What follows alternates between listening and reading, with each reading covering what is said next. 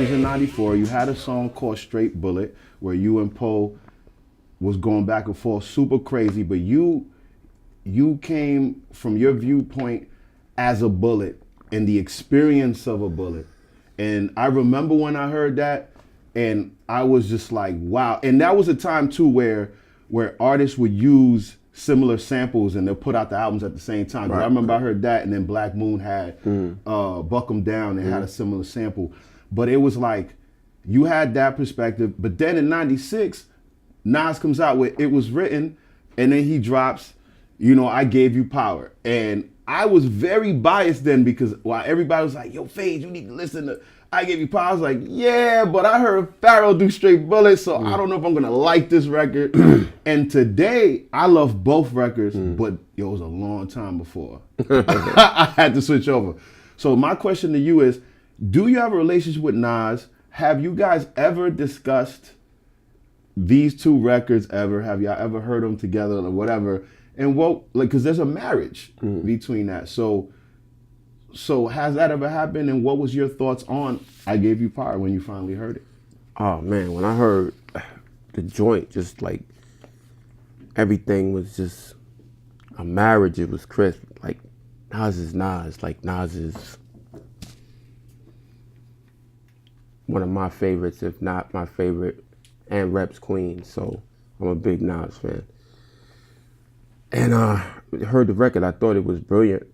And then, same concept. So we was like, what?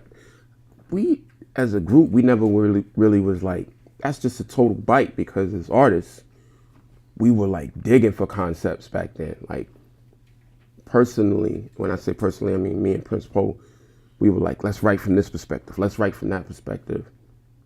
So we were almost kind of like honored if it in fact had sparked something in him or he was inspired by it, but we never knew. And it was nothing, until later, years later, when I went solo.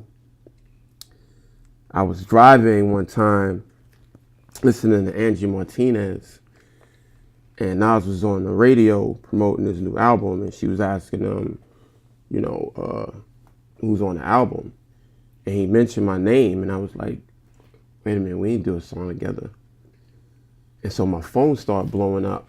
I was like, what the fuck? So we knew mutual people from the bridge. So my man Chris Boogie called Jungle. Bravehearts had a show. We drove to the city, and Boogie was like, yo, just talk, just figure out, what's going on and everything. And we pulled up to the spot. Jungle came over, showed him love, and he was like, yo, Nas is in the truck. He wants you to come, build. So I was like, yeah. So we went, sat in the truck with him. And one of the first things he said, this is my first time. It's not my first time meeting him, but our first time really having a conversation. One of the first things he said was, yo, son, we the foundation. That's my Nas impression. But he was like, ever since he dropped the record, he had people around him like, yo, son, what's up? So I don't think he bit the song. I just think he wrote a similar vibe.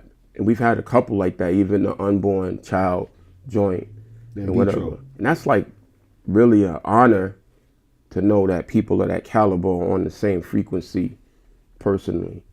And we talked about doing music, and we talked about how picky we both are in terms of features and shit like that and all that. So that was that. Wow, that's yo. I'm so hyped right now to hear all that. You understand me? I feel like I'm 15 right now. It's crazy. Now everybody turn up, don't front, don't sleep, let's sleep, get live, get talk about some hardcore. Yeah, we like it, Get money, turn a $20 bill into a straw and just